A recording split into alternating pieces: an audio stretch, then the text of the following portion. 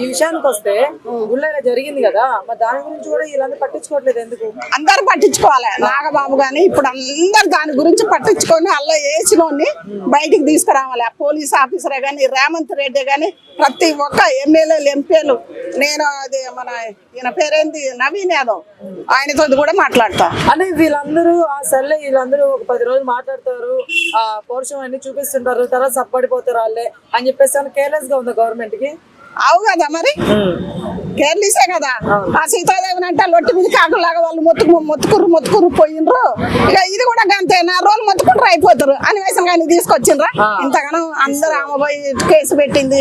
మాలాంటి వాళ్ళం ఒక భారత మాతనే వాడు ఆమె మీద ఒక నింద అపనింద వేసి ఆమె చెడ్డీలు మిడ్డీలు ఆమెను మానభంగం చేసింది. నా కొడుకు చూసిండా?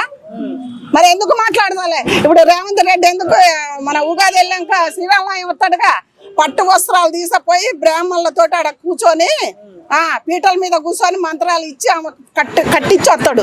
మరి దీని గురించి రేవంత్ రెడ్డి ఎందుకు మాట్లాడలేదు? మరి నేను అనేది అదే. ఇప్పుడు అక్కడ మోడీ, ఇక్కడ ఎవరు? ఇక్కడ పట్టించుకున్నదే రేవంత్ రెడ్డి.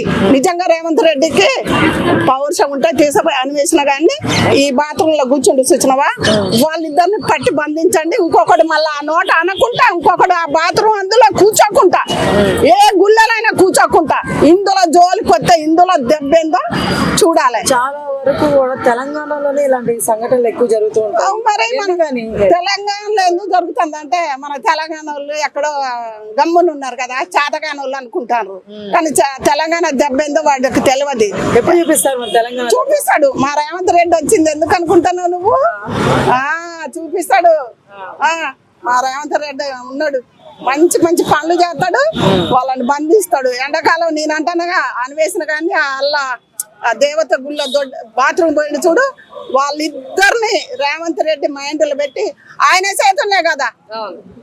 ఎప్పుడో ఈ దేశం భారతదేశం, నేను మంచి పనులు చేస్తానని వచ్చినావు, ఆ దేవతల పనులు చేయి, మా పనులు వద్దు కానీ. అవునమ్మా, చేయమను.